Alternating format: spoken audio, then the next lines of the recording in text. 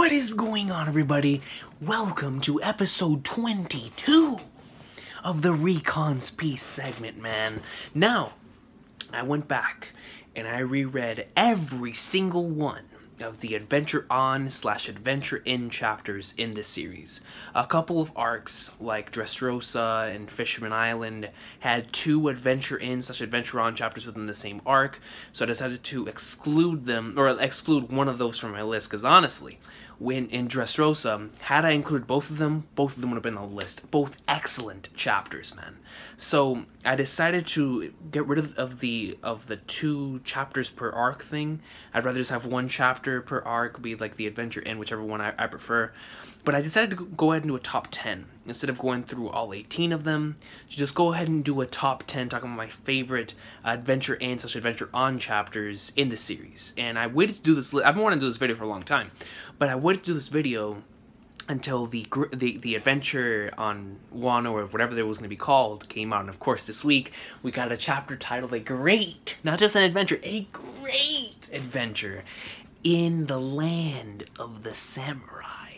So this particular video is not going to be rating the adventure aspect of each arc. It's not going to be doing none of that. It is simply going to be rating the chapter, or ranking the chapters with the title Adventure In blank or Adventure On blank. That's it.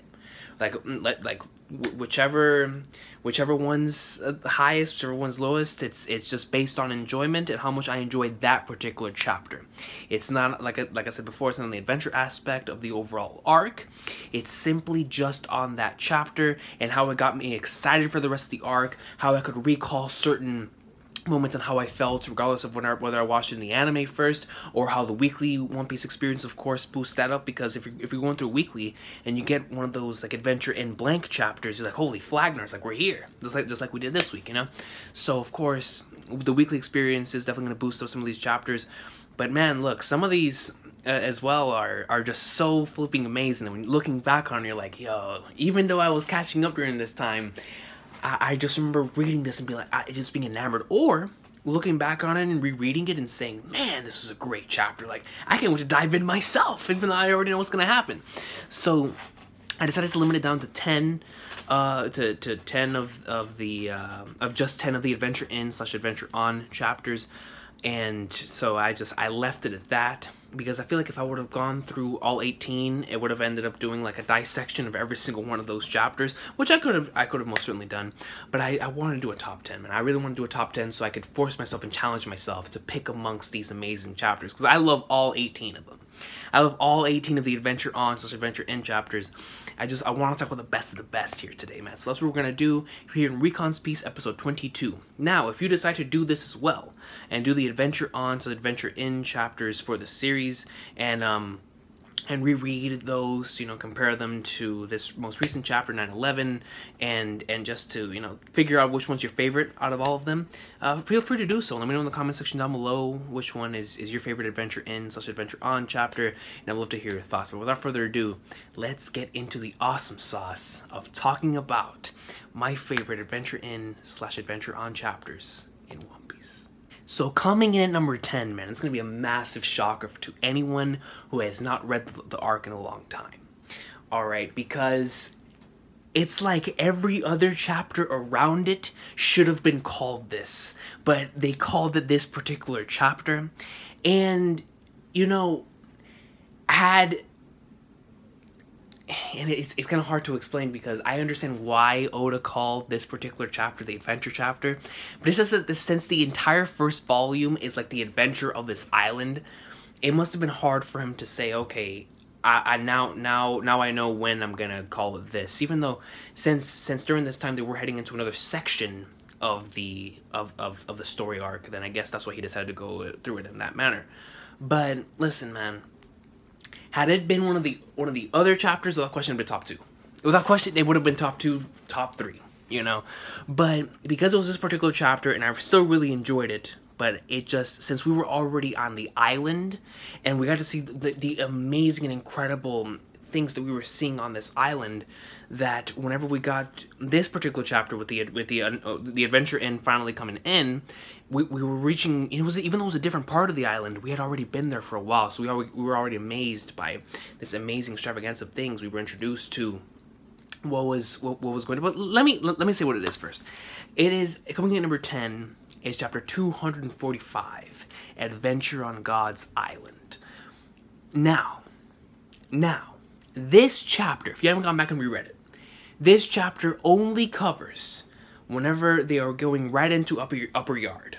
You know, whenever they're right in front of the trials, and they have to choose between which trial to go down. When Zoro goes in, he has a legendary line about God. You have, there's a lot of fun between the strides. They're obviously separated now. You have the guys, they're on the sacrificial altar, and then of course you have like Sanji and Luffy and Usopp and them on going all the way down towards the trials, where they eventually meet up with Satori and whatnot. But during this chapter, it was specifically just that, you know, going into upper yard and going up into like swimwear, going through. It was a lot of fun, man. Some of those panels are really, really funny, especially whenever Usopp is looking around, he's seeing all these ancient-looking figures. He's like, "Holy flag!" And I was like, "What did I get myself into?" You know, that was some really fun stuff. And that panel with the trials, them showing the trials in front of them, is a gorgeous panel, man. You're just like having to choose. Okay, which one's gonna be my destiny? Do I go to one of these? This one? This one? This one? It's a really nice panel. And then, of course, going into the stuff over there, the sacrificial altar, and it's overall a really fun chapter. But, you know, and not taking anything away from this chapter, because I understand why he decided to call it that, because it technically is where NL is, you know, going right into upper yard. But still, if it would have been like whenever you first entered the arc with like an adventure on Skypiea, or like whenever you first go right into Heaven's Gate, if it would have been that chapter, it would have been top 3.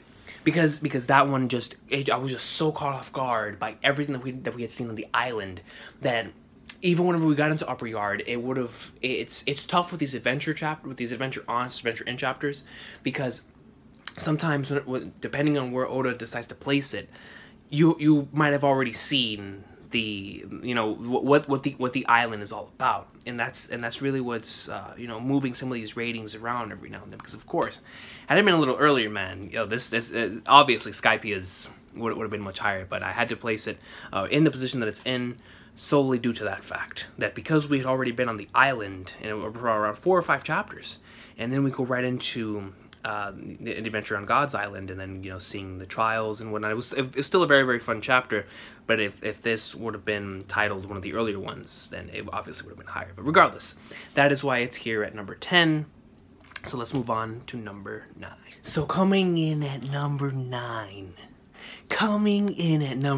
man, this was a really fun chapter that I had the pleasure of experiencing weekly. It was, oh man, dude, I could not have been more excited for this arc after this chapter, dude. I remember once I saw the double page spread, it was the background, it was everything. I remember going to the OPDF and just seeing it on there, waiting for the high quality scans. I'm trying to watch chapter 804, Adventure in the Land Atop the Elephant's Back, man. Listen, dude. This chapter was so much fun from beginning to end, man. So much fun. Ryonosuke, bro. Ryo flippin' Nosuke. The anime did a spectacular job with this episode. And Toei did a really good job in adapting this particular chapter. But, Ryonosuke greatness, Zoro and Law, entering right in there, getting a couple of clues as to what would happen later on in the arc, with the gates being completely ripped off the hinges, obviously, showing that there was an invasion. Amazing double page spread showing all of Zoe from the top, with the whale tree and seeing everything through there. And then Luffy, of course, running through there later on, having Carrot show up, and then, she jumps over Zoro. Everyone was like, whoa, who's this? And then at the end of the chapter, you have Wanda show up in Nami's clothes, which, of course, after 795, where we were all like, what? Like some of us were even speculating, like, did Nami turn into one of these? Like, is that what's going on here? Then some people were saying that Carrot was Chopper, and I was like, hold on, bro, we gotta take it easy now, coach. We gotta take it easy. But it was crazy. It was crazy after this chapter, man, and there's a lot of speculation. we were all really wondering just what exactly was going on here. Everything was empty. Everything was gone. Like, what happened?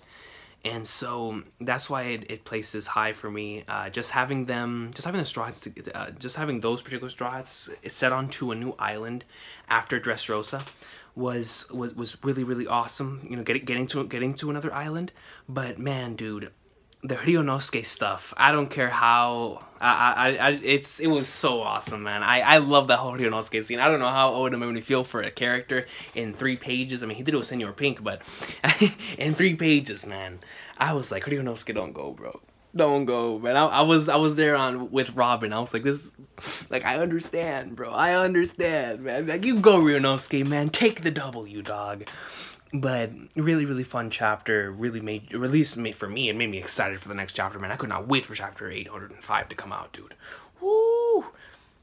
I mean, like I said, with double page spread, and you know, you immediately start making connections. You're like, what in the flying flatness? Like, that willow tree has to be important. And then whenever Carrot goes up to Zoro and Zoro misses, and Zoro misses, Carrot jumps over. There's a little bit of electricity going on there, like, whoa, Electro. But yeah, and then the end of the chapter, of course, with Wanda and Usopp immediately makes a connection to being Nami's clothes. Just, you know, the mystery just starts rising, and you can't wait to find out what I always say is the most important parts of an island: the mystery and the history of the islands, man. And that's why chapter 804 comes in here at number 9. Now, coming in number 8 is a tie. I have chapters 115 and 133, which is the adventure in Little Garden and the adventure in a country without a name. And it was very hard for me to differentiate the two for different reasons. I loved how in Drum Island, you immediately got the premise of the arc, you know, with Nami, of course, being sick. But you were like, okay, we gotta go find the witch, which we would later find out was Kureha. But, you know, just being introduced to Dalton, having Dalton question, like, who is this person, and Vivi, and also getting our first mentioning of Blackbeard coming up in, like, swimwear and going ham, bro. Should I like to say, the Blackbeard greatness. But, you know, really good chapter. It has one of my favorite Luffy and Nami panels. Whenever Nami, you know, tells Luffy, like, okay, I'll do it, because Luffy, you know, he stands on top of her and he's telling her the plan, and everyone's like, are you kidding me? She's gonna die out there. And Nami's like, no, I trust him. Let's do this. And they do that awesome slap of the hands. That was a really heartwarming moment. But just overall, just a really solid chapter that got me really excited for the arc. And I'll never forget when I first watched it in the anime. You never forget when we first hear the name Blackbeard in a pirate series, bro. And it was definitely one of the most memorable episodes during that first run, especially during Drum Island. And then the adventure in Little Garden, I loved it just for the adventure aspect. Dude, listen, bro. You know, going on there, I mean, it has another one of my favorite Nami panels. I mean, shout out to Nami, you know, that's the goat right there. But whenever she says, you know, how can you, it was something along the lines of, how can you not smile on a ship like this, to Vivi, or how can you not be so carefree? Or like how can you not be carefree on a ship like this, you know, after you're seeing everyone else just like are arguing and just not giving a flying flag, and Vivi's like how can you be carefree like this? Like, do you understand what we're going through here? And then Nami's like, how can you not be carefree? Yo? Like just look at the ship, man. Look at the vibe. And that was a really awesome panel. But overall, just actually getting into Little Garden, seeing it from afar, and then, you know, one of my favorite final panels in the Solo Adventure On series, it was really cool, is whenever you get to see, like, the dinosaurs up in there, and then you're like, holy Flagnar, it's like there's dinosaurs here. And then right there on the bottom, like, Nami finally figures out that mystery that she couldn't figure out earlier on in the chapter, whenever she's talking to Usopp. Really awesome Luffy and Usopp moment, too. With their whole comedic shebang going down. But really awesome little mystery there with Nami, that, you know, she was trying to find this book, she couldn't find the book, she was like, man, I've heard that name before. And then by the end of the chapter, you get some narration showcasing right after Luffy and them ran into this dinosaur, like, the reason why they call this Little Garden, the mystery and the history behind this arc, is that the people who were here before were giants, so to them everything here was little. And I was like, dude, that's genius. That's genius, man. It was just one of those classic, like, dude, I remember during Whiskey Peak, and Whiskey Peak doesn't have one of these adventure things, but Whiskey Peak had one of my favorite, it's one of my favorites because it was the first time we got it, where it was like the mystery of the Ark, and with like the cactuses being the tombstones and whatnot, and I was just so caught off guard, but I was like, holy flagnards, are we serious? But this little garden one just put the icing on the cake, man. I was like, what? It's called Little Garden because giant things live here, so to them it's little, but to us it's little bit huge. So I love that. You know, I like both those chapters for different reasons. They're both from that same saga from Baroque Works, and they're really, really fun and very nostalgic. So that's why those two come in here at number 8. Now coming in at number 7, man. Yo, I think aside from, I don't think there's any other chapter on this adventure list quite like this one, in terms of what it does for not only Ark, but it's probably out of all the adventure chapters, the one that all of us as fans have gone back and reread the most. And this chapter is chapter 497, Adventure on the Archipelago of Dancing Soap Bubbles. This chapter, we get that incredible panel of finally finding out how the world government was founded and through the 20 kings, and you know, finally getting our first looks into the celestial dragons. You know, the little insight into so many things in the future that we've been theorizing for a long time, and we're bringing back in theories, you know, to end of series level type of theories. You know what I'm saying? Like going all the way back to Void Century, and it was incredible to me that Oda had all this go down in this arc. It just really shows me how much he had in mind and how important Sabaody was to him right off the bat. Of course, having like Rayleigh in the arc and whatnot, but then that wasn't in this chapter.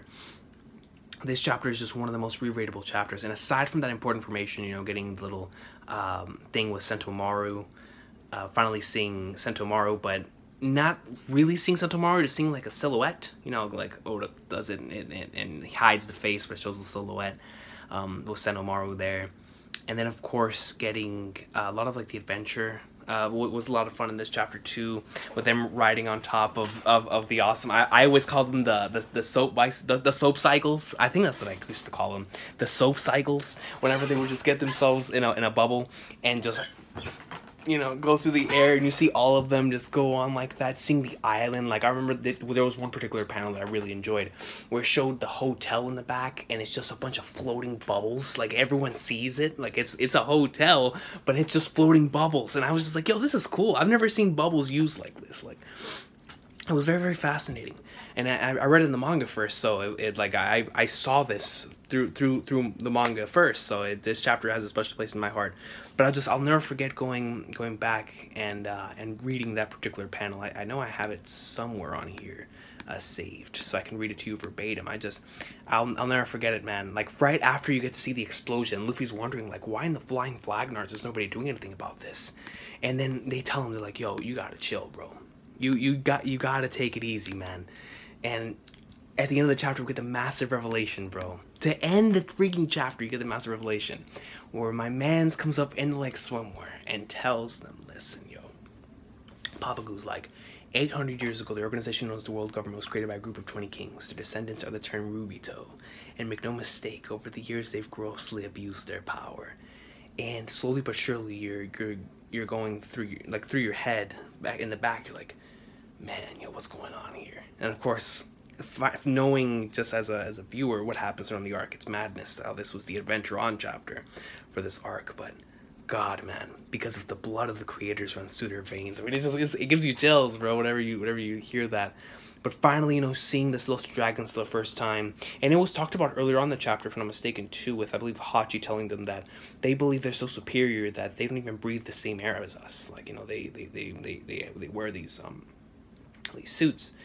And, you know, actually seeing Roswell for the first time and seeing how they treat other individuals, you're like, man, these sick bastards. Like, right off the bat, you're like, I don't like these guys, bro. I don't like these guys. And at the end of the chapter, you find out why it is that they abuse their power. And you're like, man, dude.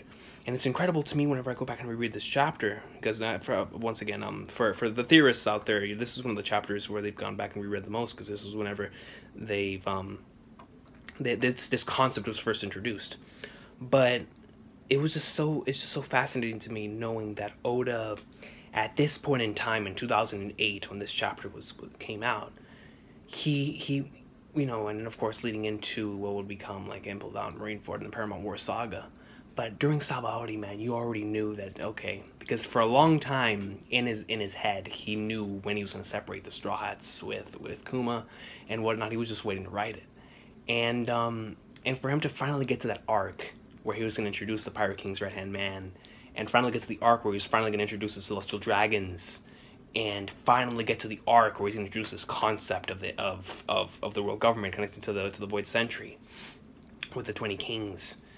And you just think back, you're like, man, Flying Flagnars, bro. So much of this stuff is still relevant today, man. It's just as relevant in 2008 as it is in 2018. And it's amazing how the One Piece world works, man. The chapter right after this is the 11 Supernovas chapter. But it's just, it's incredible to me how this man writes this story. But anyways, that's where this comes in at number 7. Just, it's unlike any other chapter in the Adventure On chapters that I read. It's, of course, it has the aspects of, finding out what the island's about and seeing all these cool little things, but no. Oda didn't stop there, man. He was giving us some massive, very important important information. As he did with the rest of the arc. Sabaody is a lot of very awesome end-of-series information. But this one in particular was just, I mean, when you first see the Celestial Dragons and you find out why they're so important, man, oof, you never forget those type of scenes, man. But that's where this comes in at number 7. Coming in at number 6, man, and this is such an awesome chapter, dude. I mean, on so many different aspects, man. Chapter 656, Adventure on a Burning Island, man. This one right here is one of those chapters that you never forget when you first read it, man. You never forget it, bro. I mean, it's a dragon, bro. They run into a dragon and they have to fight it, bro. It's so cool. Like, if you would have told me when I was first getting into One Piece that I would not be excited over the day when the day came that they took on a dragon as a crew, of course it's gonna be up there, And it was so awesome to actually get it, and get it right after you reach the new world. Because getting it right after you reach the new world, you're like, okay, over here there's stuff that we haven't seen yet. Like, after you see the dragon, like, Flagnars, we really haven't seen one of these things in the series. And so we got this incredible panel of a Shishi Son from Zoro, bro. And listen, man, that panel was so nasty. Yo, the head is sliding off, bro. Zoro's like, it's sick. And the whole concept of Luffy finding Kinemon's other half, I was just so fascinated by it. I was like, this thing has no head. Like, how is it running? Like what is going on? Of course, like, theorists on forums and in the YouTube comment section put it together that, like, Law's Devil Fruit could do this. But at the time, whenever I was reading the chapter, I was like, wow. Like, what? This thing has no body, just legs, man. It was just classic One Piece to me. And then you get into the other side of the chapter where Sanji comes out of the room and you see these guys in hazmat suits and everyone's knocked out. You're like, wait, what? So then you're like, okay, so this was a trap. This was a trap. And you get to see the smoke go up in, and of course, I think it was for the end of the previous chapter, you knew that something like this was going to happen, but actually getting Sanji knocked out too was the crazy part, man. I didn't expect that. So, getting all of them knocked out over there and having the crew separated like that and having the mystery of what's going on over here with Kinemon and with that half of his body, and there's a dragon here, and already having the mystery of this part over here is really hot, where they're over there is really cold, and you have guys in hazmat suits coming out, man. I was just like, what is this, bro? It's just the complete awesome sauce of the adventure of finding a new island, the mystery, the history, I mean, you just wanted to know so much more, and the plot was moving forward, man. But, all of that stuff aside, I can't lie to you guys, man. This is in the spot that it's in solely because Luffy, Robin, Zoro, and Usopp took on a flipping dragon, bro. A dragon. And then Zoro proceeded to hit it with a Shishi Son, bro. How can it not be I, man? What an awesome chapter, dude. Now, coming in at number 5, man. This might be too high. I'm not sure, but after the way and how I'm feeling right now, two days removed from the chapter, or no, it hasn't been 2 days. It's been 1 day, one day and a half since I've read this chapter, and honestly, I enjoy it more every single time that I read it, especially when I go back and I reread it with different soundtracks. Excuse me. Coming in number 5 is chapter 911, A Great Adventure in the Land of the Samurai. And I think the reason why I have it this high is because we don't know anything else that's going to happen in the arc. I'm just basing it off of what we know right now, and this is the 3rd chapter where we've seen Wano. And of course, seeing the actual island in 909 and seeing what's going on with the Strats over there, and seeing, you know, everything that we would see from, you know, traditional Japanese island. And then 910 getting the way onto the island, and by the end of 910 seeing this portion where we're at right now. But I think 911 has been my favorite chapter out of these 3. I mean, it's hard because in 909 we finally got to see the Strats. We haven't seen it so long, so that one just is on a high pedestal. But in terms of and finally seeing Wano for the first time, and you just never forget that. But 911 is really special to me because 911 is that one adventure on chapter that really hits the feels and really gets you emotionally invested in the story and the plot right off the bat, man. At least for me, it did. With Otama's introduction, I was immediately invested in everything. Not only in this chapter do we get to see the fruits of the training with Luffy and Katakuri, and there was a similar type of this back in chapter 608 with the adventure on Fishman Island, which is not on this list. I have the other Fishman Island adventure on this list. A spoiler alert, I guess. But the other adventure one is on the list. But the 608 one, whenever he takes on Hammond and them with a jet pistol, and then, you know, he calms down the sea bear that's in front of him. We got a moment similar to that one in this chapter. However, it was just done so well on Oda's behalf, man. Luffy's here by himself, and that's what I love so much about it, bro. Going all the way back to like Amazon, Luffy exploring an island by himself, but he goes on here and he stops. I mean, he stops everything that the baboon is even thinking about doing, man. He's like, and I just love what he says. What? And you see the anger, bro. You see the eyes, bro. He's like, all right, you know, I'll take it easy. But not only that. Now that right before he gets sniped, right before he gets shot, he already has the he's already punching him before the shot even comes out. He's already punching him in the face, and you're like, yo, that's the fruits of Luffy and Katakuri. That's the fruits of that fight, man. The Katakuri, the foresight, and the Observation Haki, bro. That's the foresight, man, coming in clutch. But not only that, bro, I love this chapter a lot. You know, plots aside, for Luffy's character too.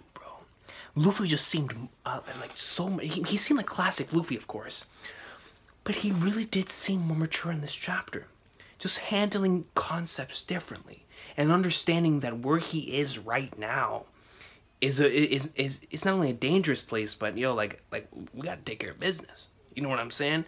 And I love his attitude in this chapter, man. I always love me as some serious Luffy as much as I love me some comedic Luffy. But this was like a good combination of the two. And I feel like this is the Luffy that a lot of people wanted after the time skip. But for me, I love it because it took because of the journey that it took to get to this point. Like, you know, even though I know the popular thing is that they wanted certain individuals wanted him to develop this type of personality after Ace, but to me it just makes more sense that after all of that and after having, you know, gone on this journey on the New World as well, that now he comes to understand, especially after having taken on a Yonko hand in hand, bro. Like he took all the damn thing on head to head with a Yonko and a Yonko's first commander. You know, and after the end of the arc, when realizing they barely got away by the skin of their teeth, bro. Like, I love that after Whole Cake. And after the stuff with Sanji and all that stuff that went down in Whole Cake, now he comes into this arc with this type of mentality. Because he's still classic Luffy. He's approaching it in a little bit more of a serious manner. I love it. I love it, man. I can't even begin to explain how much I love it. Straight up this decking dude right off the bat, taking the Otama stuff seriously, like instead of just fooling, like, you know, saying whatever to the whole, like, I ate her food thing and just, you know, Luffy would never do that, but, you know, with the whole, like, I'm hungry, I don't care. Like, he's actually, you know, having an ear out and listening to that story. You know, Luffy doesn't give a flying flag about people's backstories, but he was listening this time. He was like, you know, like it felt like he even felt extremely sorry after doing something. You know what I'm saying? And so I loved it, man. I loved the way they acted in the chapter. Regardless, So that was really awesome. Having the introduction of Otama, which I already really like, and I love the concept behind her character, man. For God's sake, these dudes were going to sell her to the red light district, man. Which, if you guys don't know, bro, like that's legit selling her off for prostitution in this series, or just in general. Red light districts like Yoshiwara, you know, and it's like flag darts, bro. And then directly after that, you know, we get, or I should say before that, we got some a little bit of a thing to the Kozuki clan, and how the evil Kozuki clan, and how she has to live out here with her master. And immediately in your mind, you're like, what did the Kozuki clan do? I thought they were heroes. Like, these guys created the poneglyphs, for God's sakes. And tell me that they think of these dudes as evil, like the Kozuki clan? And she's one of the descendants, man. And you're like, yo. And then not only that, but then the feels come in, bro. And this one hits home, man. It really did.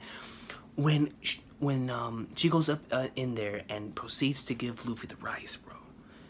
And we as viewers, we don't know. We're just like, okay, she's giving her rice, you know, she's poor, but she might have a little bit more. No. The reason why she got caught by those bandits in the first place is because this is the one time out of the two,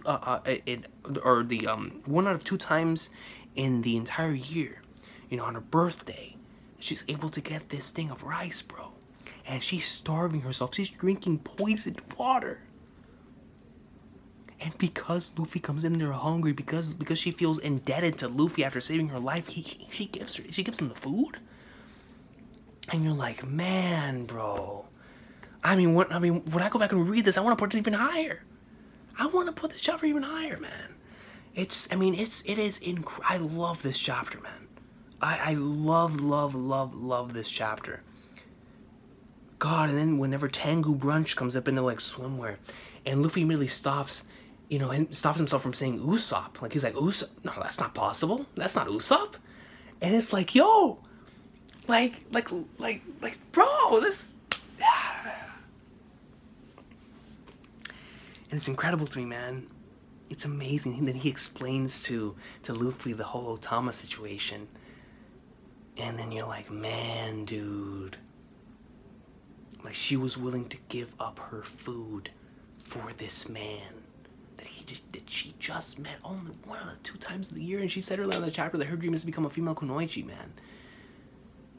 Or a kunoichi, that means female ninja, but a kunoichi. And I'm like, just that entire portion right there was, I mean, it was really hitting home, man. Because her food is to make food, bro. But even with her having that fruit, she still won't eat. Because that's shameful to a warrior. Bro, I want to put this chapter even higher, man. I really do, bro. I really do, dog. Yo, man. It's brilliant. It's brilliant. It, like, takes upon the concept that we already know about them through Kinemon and Momonosuke. And just doubling it by 3. And then, in the midst of all that, we get to find out that she makes bamboo hats. And that she is poisoning herself with this water due to Kaido's factories, which automatically gets Luffy pissed, because, you know, oh, man, he's like, ooh, oh, Kaido's factories, huh? Ooh, okay, Kaido? I'm going to, like, swimwear, bro. And in the final page, we find out that she's been waiting for Ace, which we know Luffy has to break that news, bro, and that's gonna just devastate me. Then she's waiting for Ace. And then in the final panel, it's Boss Seal Hawkins working for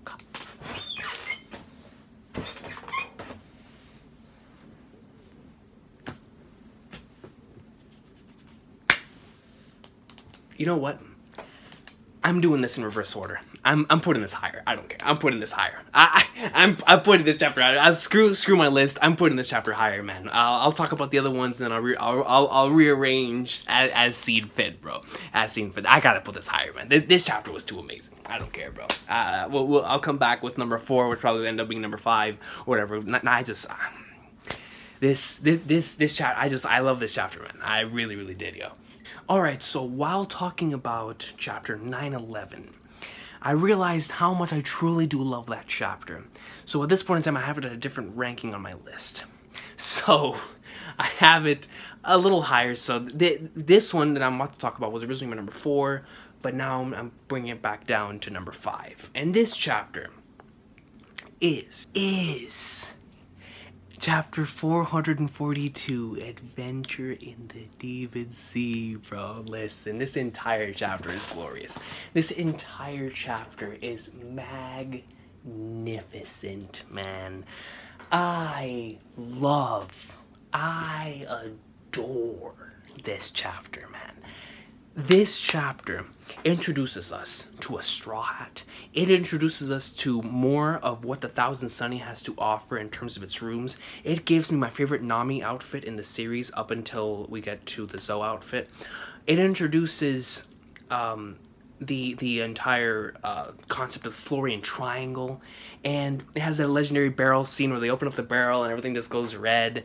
And oh man, dude, just seeing the Sunny in action, having all of the crew members back together on a ship after the emotional roller coaster that was Enies Lobby. And man, dude, just going through and exploring on an adventure again. And then, yo, with the concept of the ghost ship and the yo, and everybody freaking out over the ghost ship, seeing Brook, man, the talking skeleton, Luffy goes up there, man. And how much better to end a chapter? How can you end a chapter as, I mean, yo, listen, man. The final page of the chapter is Luffy asking the man to join the crew. How does it get any better than that, man? You even get introduced to the legendary, Let Me See Your Panties gag by Brook on Nami, man. I mean, just such an excellent chapter. I'll never forget whenever I first watched this. This was one of the last episodes I watched in the anime before switching over to the manga. And I immediately, I was in love with Brook's character. This was one of my favorite character introductions. Just immediately. In the middle of this scary place in the Florian Triangle, look, you have a ghost ship in front of you, a talking skeleton, and this is your next crew member. Like, yo, it's fantastic, and I love how Luffy sees it that way, man. He's not looking at it like everybody else. Everybody else is shook. Like, man, this thing is freaky. Luffy's like, oh, you're awesome. You gotta join my crew, bro. And then he even asked me if he can poo. I mean, oh man, just great stuff, dude. Great stuff. Just a combination of all of that. Again, having all of them together on the Sunny and going on this first adventure with the Sunny, seeing this more of the Sunny's like rooms. You know, with Zoro over here, Chopper over here, Nami over there, Nami's new outfit. And having, you know, the barrel scene and going into the Florian Triangle, which is a concept I really wanted One Piece to go into the whole Bermuda Triangle type of concept. But, you know, with the ghost ship and it's Brook's introduction. Bro, what more needs to be said, man? It's Brook's introduction, and that's why it comes here at number 5. So do y'all remember earlier when I said that certain ratings were gonna change just based off of the weekly experience or not? This one, without question, is as high as it is because I read the chapter weekly. We had been waiting for so long for the Straw Hats to be reunited. And then after they got reunited, we were waiting for so long for them to go on an adventure together. And after that, we get this awesome chapter in chapter 606, Adventure in the Ocean Depths. This chapter was so much fun, man. Having Caribou trolling on the ship. We had like 4 double-page spreads in this thing. We got to see the Flying Dutchman, which I love that. Just one of my favorite ships. It's Vanderdecken on the ship, and Vanderdecken, you know, me and him, we have beef, bro. Like, Vanderdecken is one of those guys that definitely punches in the face like Charlos. But you know what, man? His ship is beast, bro. The Flying Dutchman, man, that's a legendary ship. Getting the Flying Dutchman. We get to see Watatsumi for the first time. We get the Kraken boxing Watatsumi, bro. I mean, yo, the Kraken threw a straight right, bro. Like he was Ashitano Joe. I mean, he countered him just like... The Kraken was playing no games. He came back after all the stuff that happened earlier in the earlier chapters and just boxed him. I was like, yo, the Kraken. And the chapter ends with the volcanoes about to erupt. And you're like, how are they going to make it to Fishman Island alive? Look at all this. You have the Flying Dutchman. And then you have Watatsumi's huge. You have a I was like, bro, this is chaos. We just started.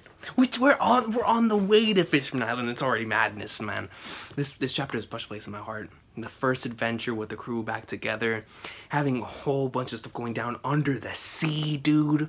Like actually being under the sea, and seeing all this stuff go down, man. But no, I love that panel, the Kraken just throwing hands. He's like, die! Like, get him out of here, coach.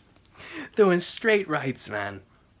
That was sick. That was some awesome stuff, and I love that chapter for so many different reasons. But it has a great beginning, middle, and end. So many great double page spreads. But I think overall it's because it was the first adventure chapter together after so long, man. That's what comes in here at number 4. So I've decided that chapter 9-11 will take the number 3 spot. Alright, it's gonna take the number 3 spot, man. Because I thought about it, and I really, really love the chapter. I honestly, well, I'd probably go even higher with how I'm feeling right now. But I think the other two have solidified their spots for me in my heart, and being the 1 and 2 on this list for Adventure On and Adventure In chapters. So 9-11 will be here at number 3.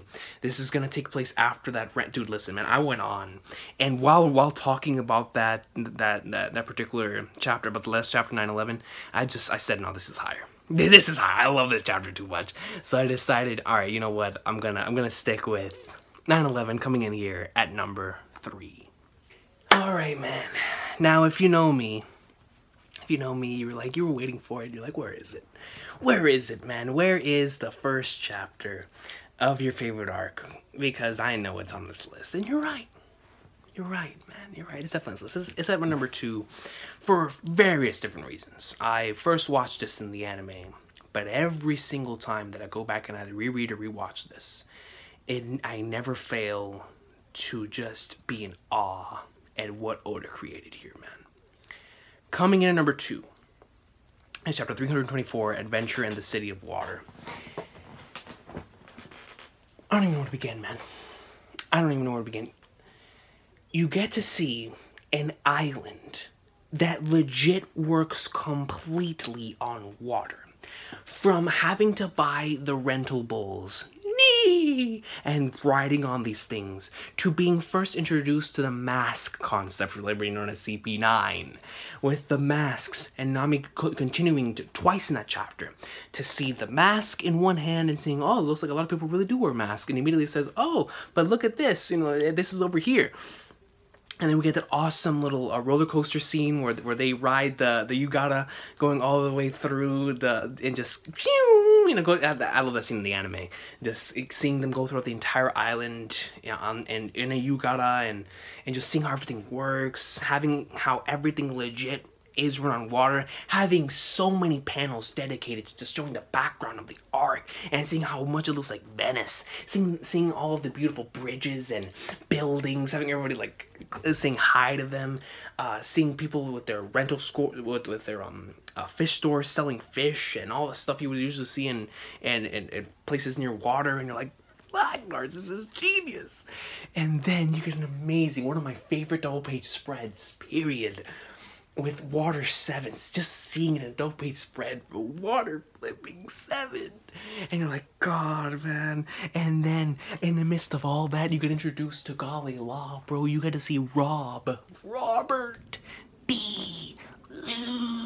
Lucci.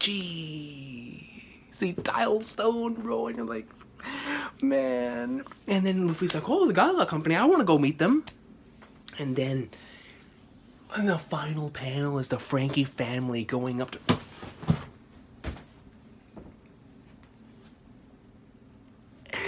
The final panel's the Frankie family going up to Zoro, and Zoro ends it off with, who in the flying blackguards are you, bro?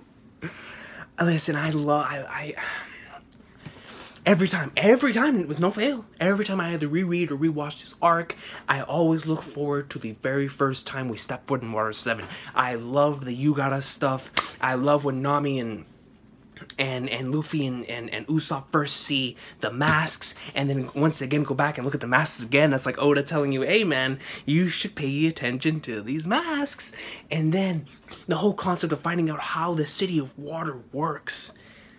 Oh, man. man, and the gorgeous spreads of them just going throughout the island, seeing the buildings in the back, the bridges, the way how legit. I mean, there is no roads, there's no nothing. Everything is traveling, and you gotta, like, if it was a car.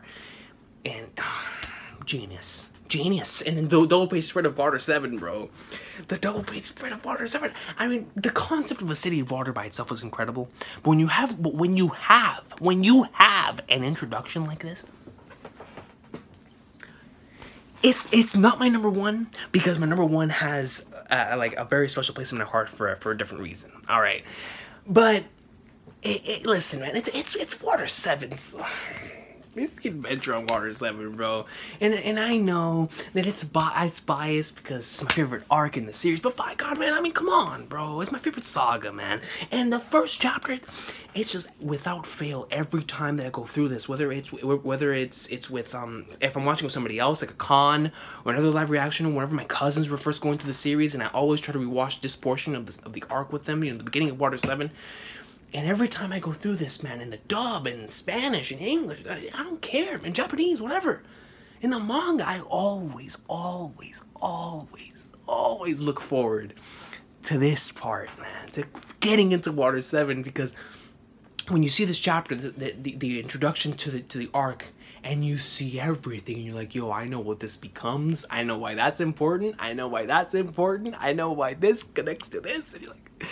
So I love 324, obviously. I love this chapter, but it's not number one. It's not number one, man, and I'll tell you what my number 1 is right now. Coming in at number 1. Now you feel like number 1, shining bright for everyone. This chapter is linked to why I decided to come on here and talk about One Piece. And it took me around 9 weeks, 10 weeks after this to finally get a camera and come on here. But the moment that was the first time I ever got a smartphone. I had a flip phone for my entire life before that. Or not my entire life, but for as long as I had a cell phone, it was always a BlackBerry flip phone. But it was this one in the chapter before that really made me want to go out and buy a smartphone so I could record my thoughts and put them on YouTube. And this chapter is chapter 701, Adventure in a Country of Love, Passion, and Toys. This is, without question, my favorite adventure on chapter. You start off with them arriving on the island, and immediately within the first couple of pages, you find out the setup and what everyone's deal is going to be. Who's going to do what, and who's doing this, and who's doing what. For future reference, it has I believe it's page 3 in the chapter, where Momonosuke and Luffy's telling Momonosuke that he needs to fly, so he can fly up in there like swimwear. And I always go back to that chapter where he says that I will never do that. Momonosuke says that.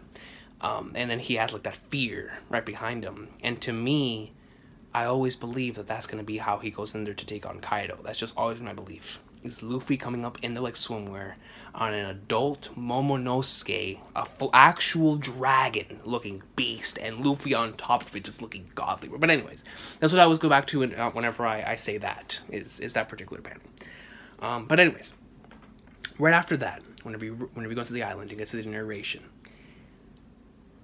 I mean, just right off the bat, bro, with the way that the island works, you immediately knew that Sanji was going to love it with all the beautiful women that are dancing all over the place. I'm Hispanic, so obviously I was really excited for getting an island based on Spanish culture. And it hit right off the bat, man. But I'd never expected Dressrosa to be an island that would have this whole toy concept, and that immediately caught me. I think still to this day, I've never been as caught off guard by a concept and introducing an arc than that one. I mean, the concept of toys, bro, and how Oda proceeded to just intertwine that so well with having these toys, you know, that live amongst the humans. And you're like, bro, what a concept. And then within that same chapter, you get to see them all switch clothes because obviously they don't want to be caught. And they go into a legendary scene, bro, in the gambling house. We get introduced to the whole fairy concept. And then, in the midst of seeing the toy thing, we see a blind old man gambling. And then he proceeds to put a hole through the ground. And I remember just watching that for the first time, bro. And I could not wait. I mean, listen, man. I remember just looking at that panel, and I just could not wait to come home and watch somebody's review for it. I could not wait because I wanted to know other people's thoughts on it. And I was like, it was at that point in time that I said, I gotta start making videos on this, man. I gotta start making videos because I can already tell this arc's gonna be amazing. With the previous chapter, having a tournament for Ace's Devil Fruit, and then introducing this entire concept with the whole toy thing, and I was just like, nah, man, I gotta do this. I gotta do this, bro. With the way this chapter ended, and it was a longer chapter than usual. It was around like 23 pages long, and God, that Fujitora panel was so good, man. You never forget it, because you're like, what? Why is there a massive hole there? And then he ends off the chapter legendary line right here. Blindness can be a blessing, you know, for in this world there are any number of filthy sights that would be better remain unseen, bro. And I was like, who is this guy? Who is he? God, man, but just seeing the town or the island in of itself, you know, seeing Dressrosa and what it was gonna be all about. But the toy thing really, really got to me, man. When I saw the toys living amongst the humans, I said, I cannot wait. That was probably out of all the years that I've been watching One Piece, reading One Piece, I think that was one of the highest times that I told myself, you know, I cannot wait to find out the mystery and the history of this island. And I think the most, because I never expected Oda to do that. And it sounds weird because Oda does a lot of out there stuff connected to fantasy, but I just didn't expect for I mean, I like, whenever I wanted to Dressrosa, I real deal expected a situation where we're getting into like swimwear and we're taking on Dofi, bro. Like, we're going in, but I didn't expect toys, man. And we got it. I was like, yo, this is amazing. Like an island where toys live amongst the humans. And the whole concept, the way that it was set up and how the panels built up to it, it was amazing to me, man. And then with the end where you're trying to figure out who that guy is, like, who is this dude? Why is he so strong? He's blind, man. You're like, yo. And then you already know Sanji's gonna get into something with the whole, you know, beautiful women concept and whatnot. Like, good lord, bro. And it's just, I love this chapter, and I think this is one of the best. Well, to me, it is the best Adventure On chapter in the series thus far. Once again, the weekly experience definitely does boost it up for me compared to the other chapters. But I mean, it's one of the catalysts for me to want to come on here and buy a smartphone and start making videos. But also the chapter in itself is just genius, man. It's genius, you know, seeing Dressrosa for the first time. I mean, it's not for the first time because we saw it back in Punk Hazard, but, you know, actually getting into the island and finding out what it's all about. And such a great chapter, man. I always say, man, the number one thing when getting into New Island is how intrigued are you in the mystery and the history of the island, bro. And Dressrosa did a fantastic job of doing it right off the bat with chapter 701, man. But listen, guys, that's it. That's my list right there. I didn't expect 9/11 to be that high, but it is, yo. It's a number 3, man. That's a number 3, yo. But that's my list. I'd love to hear your favorite Adventure In chapters in One Piece, yo. This has been Recon Piece, episode 22. I will see you guys next time. Have an awesome day. One Piece greatness. Always enjoy coming on here and talking about the awesome sauce, man.